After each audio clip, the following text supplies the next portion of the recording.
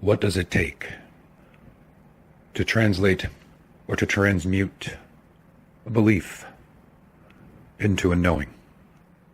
I would say that has to be direct experience, be it with your physical vessel or by experiencing it with your consciousness.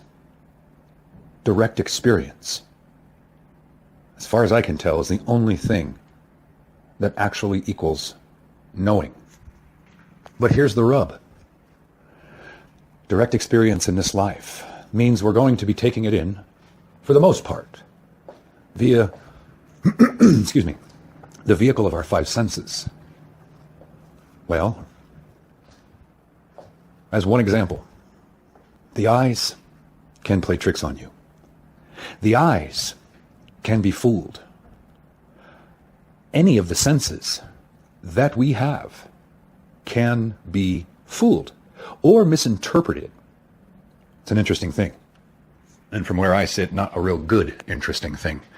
Because it lends itself to what I've been saying to people for a long time about how extremely manipulatable we are. And for whether it's beings outside of this world or beings in this world, meaning other humans, the ability to manipulate the human senses isn't all that difficult. It's really not that challenging to fool the eyes. There's a picture on the internet of, it looks like it's a jug. It's just a drawing. It's a jug. And there's an image on the jug. And I find it strange that the image itself, you can see two things in the image. For adults, for the most part, when you look at the image, you're going to see two lovers. You're going to see a man and a woman in an embrace. Yet for the eyes of the child, what they immediately see is 9 dolphins. And it takes a minute for the adult mind to see through the lovers to see the dolphins. Kind of interesting how that works.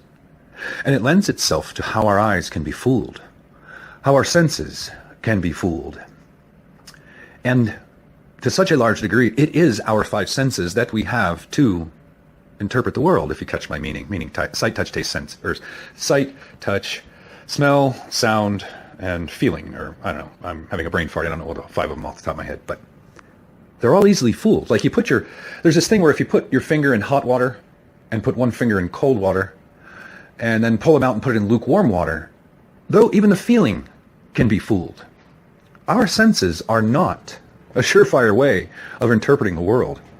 What we see, what we hear, what we feel isn't necessarily real or true, if that makes sense. So how do we actually obtain a knowing?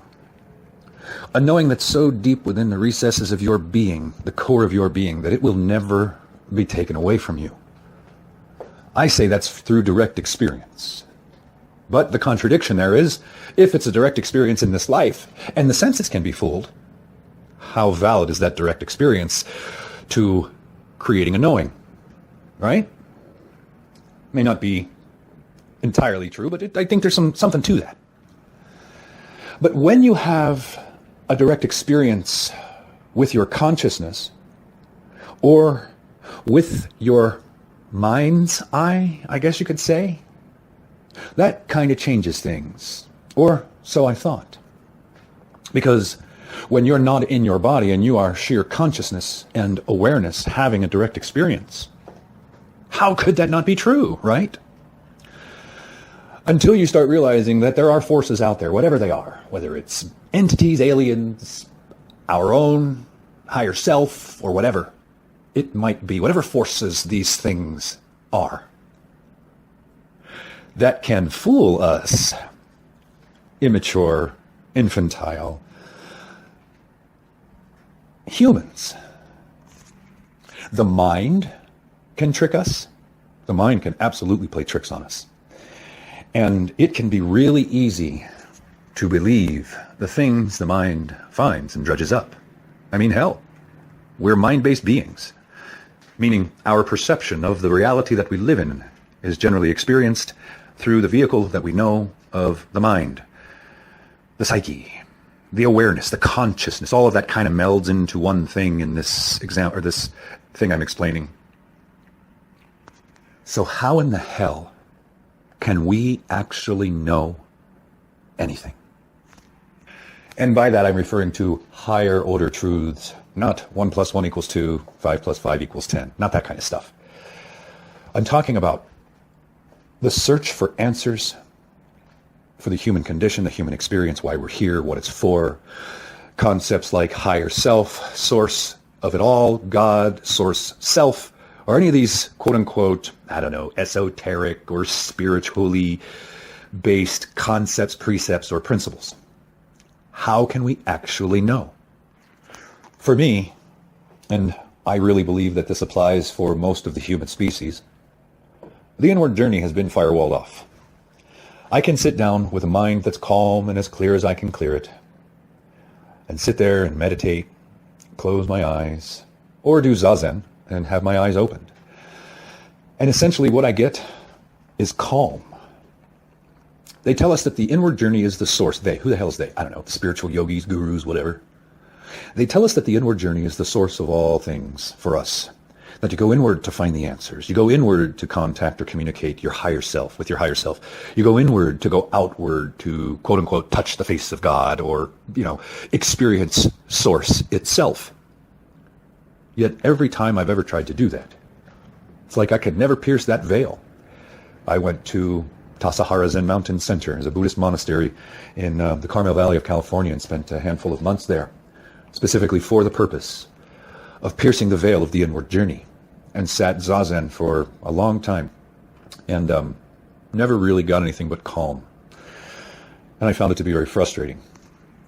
So if the inward journey is truly the only way for the human to know, for the human to truly have direct experience with these types of things that I'm referring to in this monologue, yet the veil is so tightly bound and it's, I don't know, you can't find a way to penetrate the veil. You don't have a sledgehammer big enough to break it down or a knife sharp enough to cut through it. How does one pierce the veil? The veil that has been placed over us to prevent us from knowing or finding the real truth. How does one do that?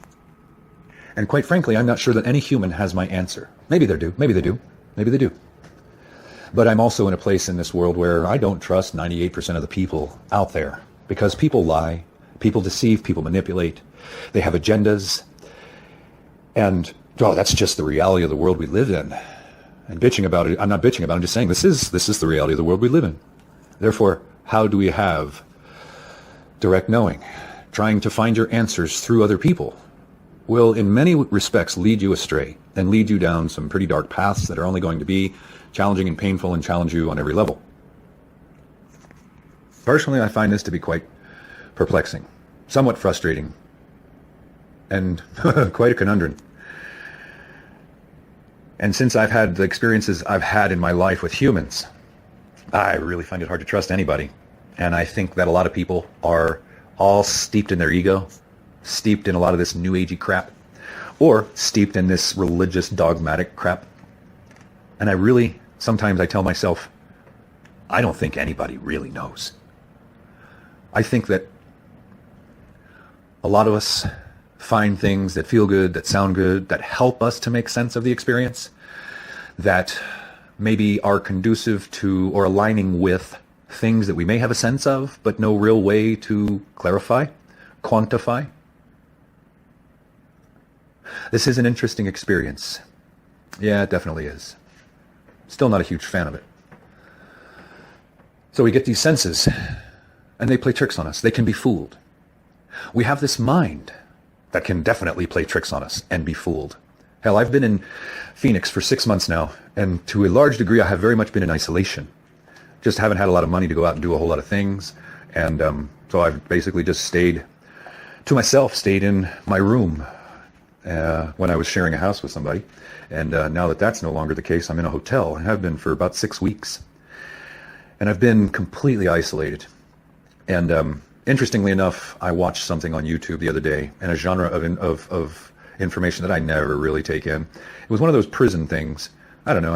I have such a feeling for my fellow humans that, and I understand what it takes to destroy the mind, and a lot of the people in prison were severely abused and traumatized as kids, and a lot of the behaviors that they exhibited in life are a byproduct of what they experienced as kids. And I know what I went through as a kid, and I feel grateful that I'm not in prison, and I just kind of wanted to tap into that a little bit and see what these men said. And this one was in particular about a place where there's lockup 23 hours a day, and you get 1 hour out. And I started listening to what these men were saying about those experiences. And one of the things that they were saying is how the isolation really wreaks havoc on the mind, and that it is almost torture. And that when you are left and stuck with nothing but your thoughts, oh, that can be a very, very, very challenging place to be when you have not a lot in the way of human contact and other stimuli, other input, other sensory input. Oh boy, what a challenge that can be. So I've been in this condition for about 6 months, largely isolated. And I see how the mind can even be such a battleground, such a place of conflicting and opposing ideas, concepts, things of that nature. And I just said that to kind of quantify the fact that even the mind plays tricks on us.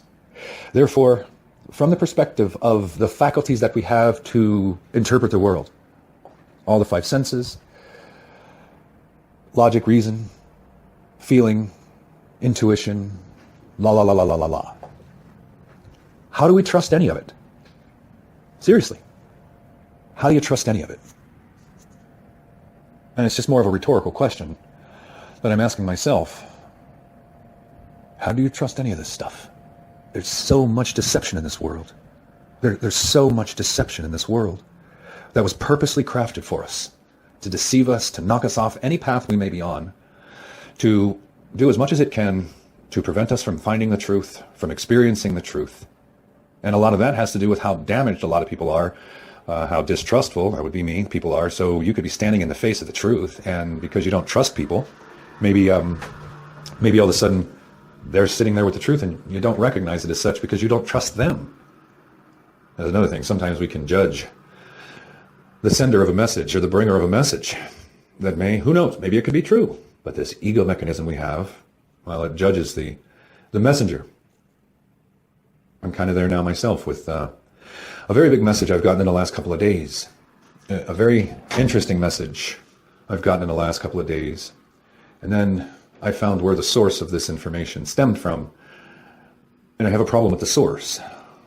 Up until I realized or found out where the source of the information was, or who the source of the information was, I was kind of really interested in what I was hearing. I was like, wow, this seems really plausible.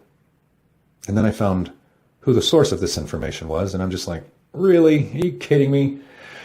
So now all the information that I was taking in is now all suspect. And it has brought me to this place where, how do we know? How do we really find what's true? Through the deception of the matrix that we're in, if it's really a matrix, the deception of our own human species, the deception of, the spiritual war and all that other stuff. How in the hell do we ever actually know? I would certainly love to figure out a way to tear the veil off of the inward journey the same way that ayahuasca tore the veil off of my eyes. But I don't know how to do that. And as much ayahuasca as I have drank, as much San Pedro as I have ingested, as many mushroom journeys as I've gone on to try to expand my consciousness, pierce the veil, blah, blah, blah, blah, blah, I haven't managed to do it yet. When I ingest the entheogen and it fires up the old pineal gland and I'm able to launch out of the body or have these direct experiences, it's one thing. Yet, doubt creeps in because there's so much conflicting information out there. So, the path to truth, the path to direct knowing, might not even be direct experience because of how easily fooled we can be and how easily fooled the senses are. All the way up to and including the very mind that we have to perceive the world we live in. I've reached a place in life where really all I want is two things. Number one, money. And not from greed, just so that I can survive in the world. Just cover my basic needs and not have to worry about whether I'll have a place to live or sleep. Other than that, the only thing I want, well, no, this is wrong, because I want love like everybody else and blah, blah, blah, blah, blah. But on the grander scheme, the only other thing I really want in this life is the truth. To know the truth. The truth, the whole truth, and nothing but the truth, so help the truth. And I just find it so frustrating. Many times very disenchanting for me to know how obfuscated the truth has been, how strong the veil is, for instance, within me in the inward journey in trying to find the truth, pierce the veil. I don't actually have any psychedelics right now to have a journey.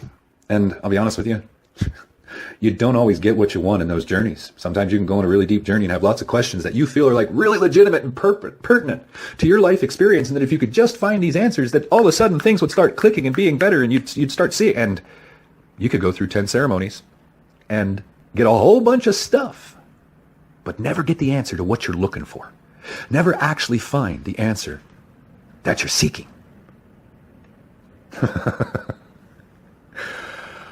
OD to the human experience, right?